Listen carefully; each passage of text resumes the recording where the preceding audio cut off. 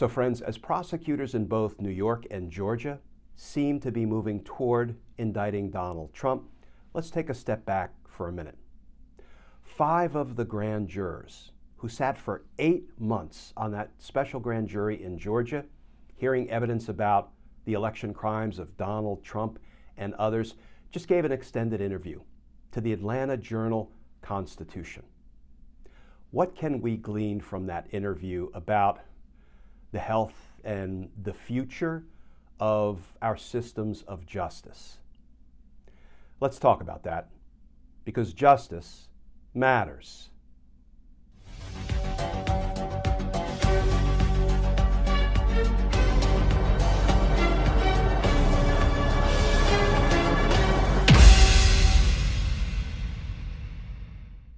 Hey all, Glenn Kirshner here.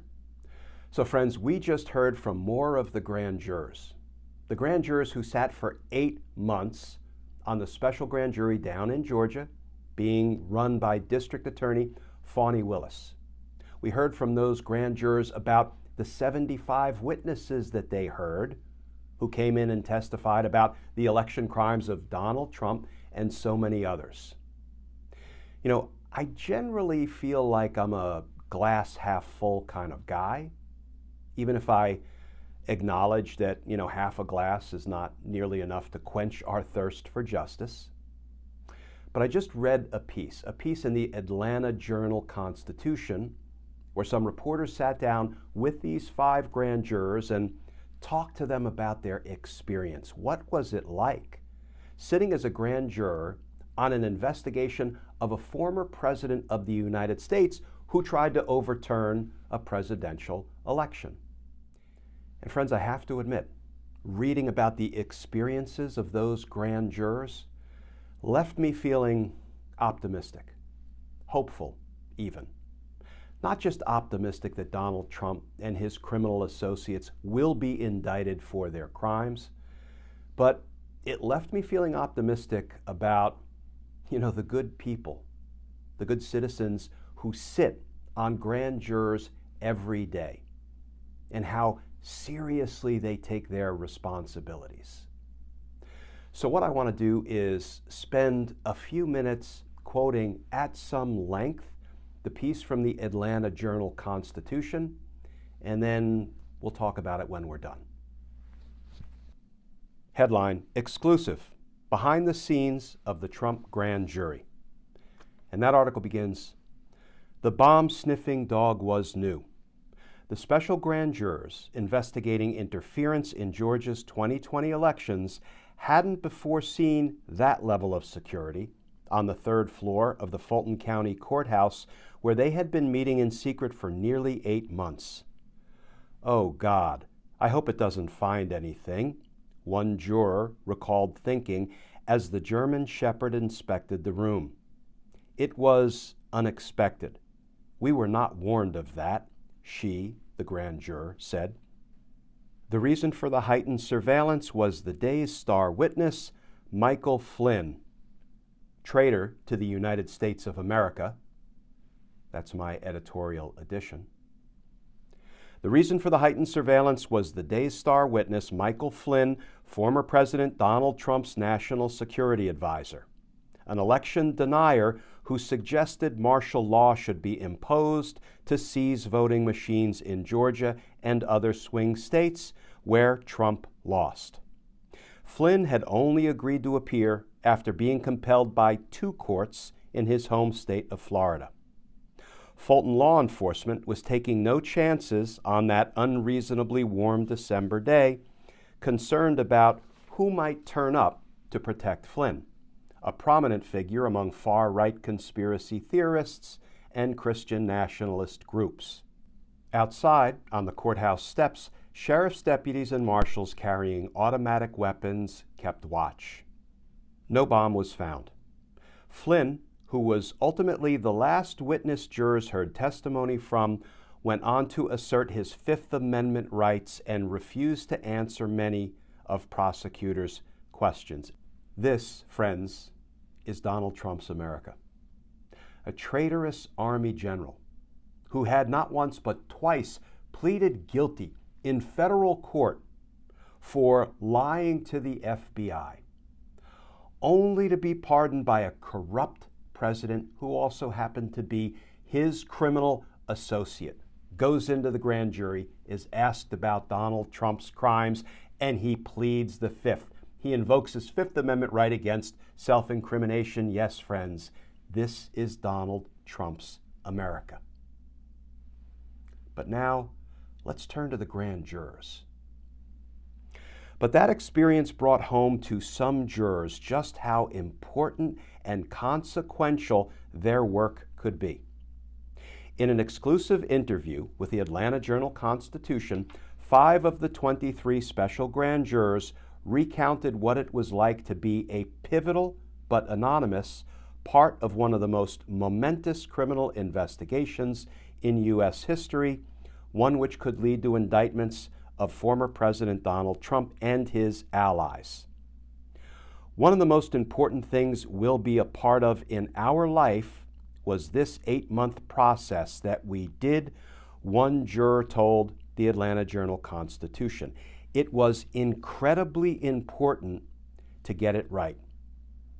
So now let's talk about some of the best America has to offer.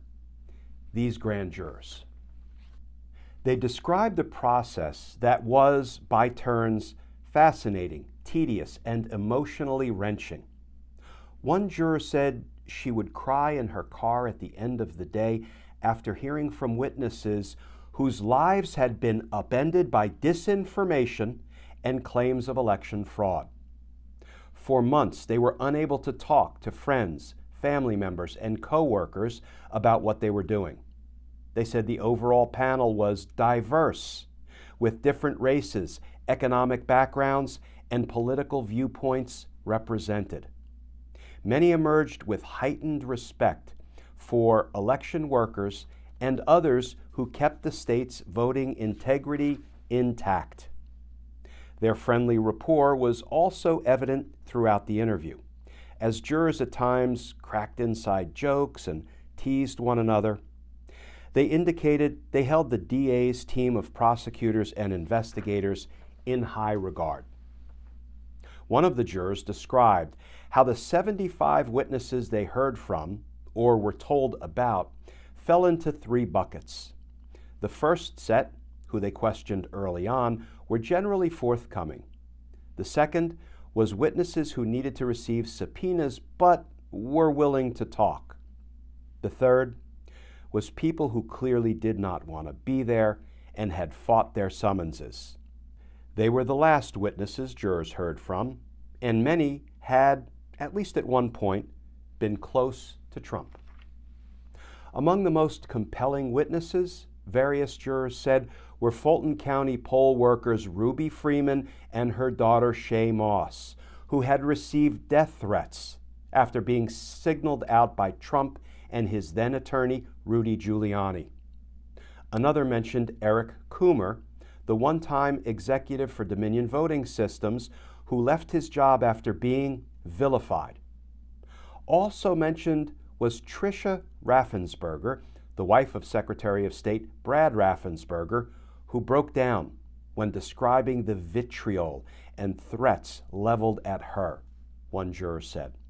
Quote, "I was pretty emotional throughout the whole thing," a juror said. "I wouldn't cry in front of any of the witnesses, but when I would get in my car, I was like, I just left that and I have to just go do my job now? I just know things that are hard to know." One grand juror recalled U.S. Senator Lindsey Graham's testimony about Trump's state of mind in the months after the 2020 election. Quote, he said that during that time, if somebody had told Trump that aliens came down and stole Trump ballots, that Trump would have believed it, the juror said. No, Lindsey, Trump wouldn't believe it. He wouldn't believe aliens came down and stole Trump ballots. Trump would disbelieve it, but he would offer it to his supporters. He would tell them to believe it. He would offer it to them as the truth in his criminal determination to retain power. But you know, Lindsey Graham is still in Donald Trump's corner, trying to help Donald Trump perpetrate and perpetuate his fraud. The article continues. It's going to be massive. Looking back, several participants said they were honored to be a small part of history, but were glad that they got to do so anonymously. One juror expressed appreciation for the behind-the-scenes look the group received of Georgia politics and the ballot counting process. Another indicated he had grown more jaded after it became clear that some witnesses were telling the grand jury one thing about the election under oath and then casting doubt on the system when they returned to the campaign trail, sometimes hours later. The group said they had no idea what District Attorney Fani Willis planned to do in response to their recommendations, but many described an increased regard for the elections system and the people who run it. Quote, I can honestly give a damn of whoever goes to jail. You know, like personally, one juror said, I care more about there being more respect in the system for the work that people do to make sure elections are free and fair. Said another juror, I tell my wife, if every person in America knew every single word of information we knew, this country would not be divided as it is right now. The grand jurors said they understand why the public release of their full final report needs to wait until Willis makes her indictment decisions. Quote, a lot's going to come out sooner or later, one of the jurors said, and it's going to be massive. It's going to be massive. So friends, I hope you'll read the entire article in the Atlanta Journal-Constitution.